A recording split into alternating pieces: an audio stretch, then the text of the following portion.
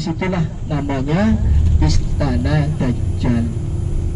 Ya, jadi di Gunung Uhud nanti dia Dajjal nggak bisa masuk. Setelah dia nggak bisa masuk, akhirnya Dajjal itu masuklah di Bukit Garam tuh, yang di atas tuh warna ada bangunan putih. Itulah namanya Bukit Garam, atau bisa disebut Baitud Dajjal, rumah Dajjal. Ya. Dan ini setelah dari bukit ini nanti kita akan masuk langsung ke Jabal Uhud. Bisa dibedakan Jabal Uhud itu luasnya seluas 7 km. Dan warna gunung semua, mau di Mekah, mau di Madinah, mau di Jeddah, semuanya gunung itu beda sendiri. Jabal Uhud warnanya beda sendiri, warnanya berwarna merah. Apa maksudnya? Di situ menunjukkan bahwasanya di Jabal Uhud ini ada suatu kisah, ada suatu sejarah, di mana sejarah ini sampai akhir zaman tidak akan pernah hilang. Dan bahkan Jabal Uhud ini termasuk salah satu gunung yang nantinya akan ada di surga. Coba Bu. Dan Jabal Uhud inilah yang pernah marah. Marah kepada siapa? Marah kepada orang-orang kafir Quraisy. Datanglah malaikat Jibril, tidak terima Bapak Ibu. Wahai Muhammad, katakan kepadaku, seandainya engkau minta kepada aku, maka aku akan angkat gunung ini dan akan aku timpakan kepada orang-orang kafir Quraisy yang telah beringkar kepadamu, yang telah menyakiti kamu, kata malaikat Jibril. Enggak terima Bapak Ibu. Namun Rasulullah Muhammad SAW, kenapa beliau bergelar dengan Al-Amin, jujur, sabar, lembut. Beliau dihina, dikata-katain Muhammad Majnun, Muhammad tidak, dilempari dengan kotoran onta. Beliau sadar. Nah ini depan kita Pak Bu, gunungnya udah kelihatan, itu Jabal Uhud. Dan nanti kita akan melihat di sebelah, nanti kalau putar balik biasanya sebelah kiri, kita putar balik, di situ di sebelahnya ada namanya Jabal Rummat. Jabal Rummat itulah saksi di mana kaum kafir Quraisy itu tidak bisa berbuat apa-apa karena dia kewalahan menerima serangan orang-orang muslimin, yaitu pemanah yang berjumlah 50 yang mereka lakukan di atas Jabal Rummat. Jadi pesan Rasulullah, kau jangan turun apapun yang terjadi, baik dalam keadaan menang ataupun dalam keadaan kalah. Jangan turun di pemanah, karena waktu itu kembali kepada yang tadi, mereka itu kalau berperang orang-orang kafir Quraisy hartanya dibawa, harta bendanya dibawa. Melihat ke bawah dari arah Jabal Rummat, ternyata di situ Bapak Ibu ada harta orang-orang kafir Quraisy banyak menumpuk. Nah, mereka lupa dengan pesan Rasulullah karena mata melihat duniawi. Nah ini bernafsi, nafsu dikedepankan oleh para sahabat waktu itu. Maka kalau kita mau bicara nafsu, nafsu katubu intah melahu syafa'ala hubur raba'i wa intah timhoyan fatimi. Nafsu itu diibaratkan seorang bayi, anak bayi yang masih kecil, nyusu sama ibunya, ya, nyusu umur 1 tahun, masih akhir 2 tahun baru dihentikan dari susuannya. Tapi kalau anak itu tidak dihentikan dari susuannya, maka otomatis sampai tua pun anak itu akan menyusu. Bayangkan kalau anaknya laki-laki nggak dipisah dari susu ibunya, udah berkurang masih nyusu kayak apa coba rasanya? Kumisan masih nyusu.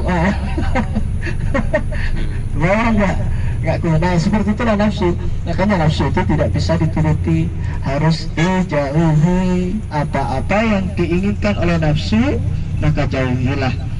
Nah ini kita akan berputar. Ini udah mulai kelihatan Masjid Jabal Uhud.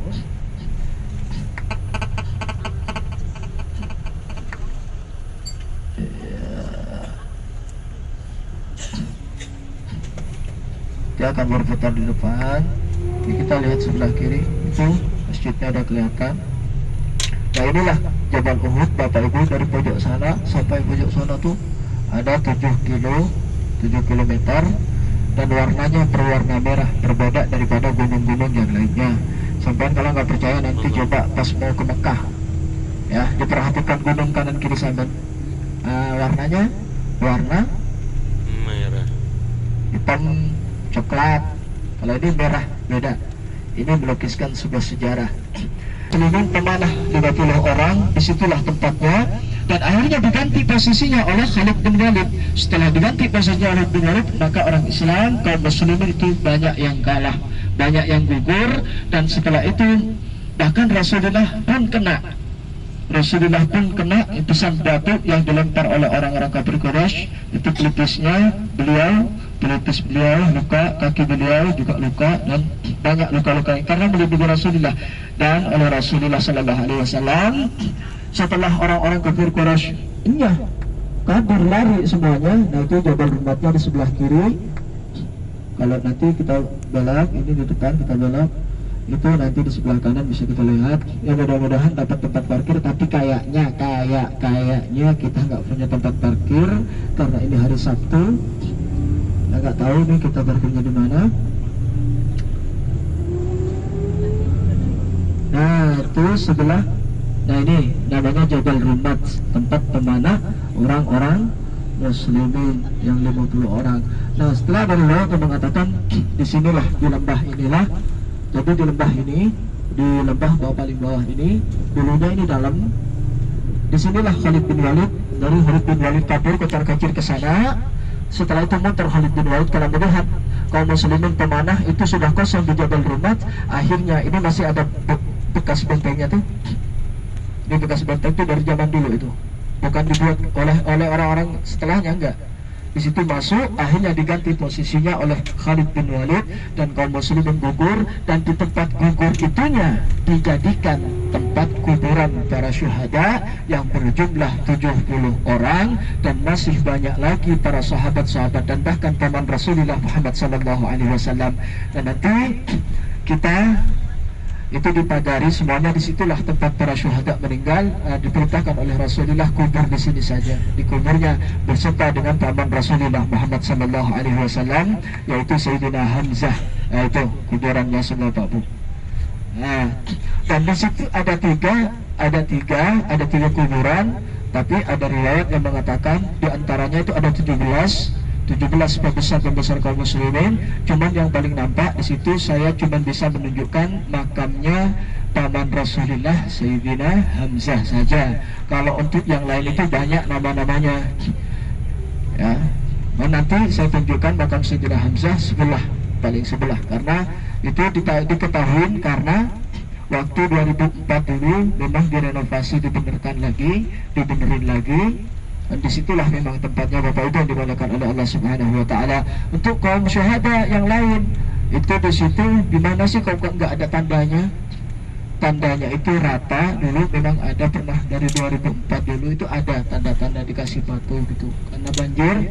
Akhirnya udah, pokoknya intinya di dalam itu semua para syuhada, para kaum syuhada yang gugur di perang Uhud. Nah ini saksi Bapak Ibu yang dimuliakan oleh Allah Subhanahu Wa Taala. Disinilah nanti akan terjadi peperangan yang sangat dahsyat, di mana Nabiullah Isa alaihissalam, Nabiullah Isa al-Masih akan menumpas Dajjal. Dari Dajjal dulu masuk sini nggak bisa, akhirnya Dajjal lari ke ini, ke tadi sebelah kanan bisa kita lihat di atas bukit nanti.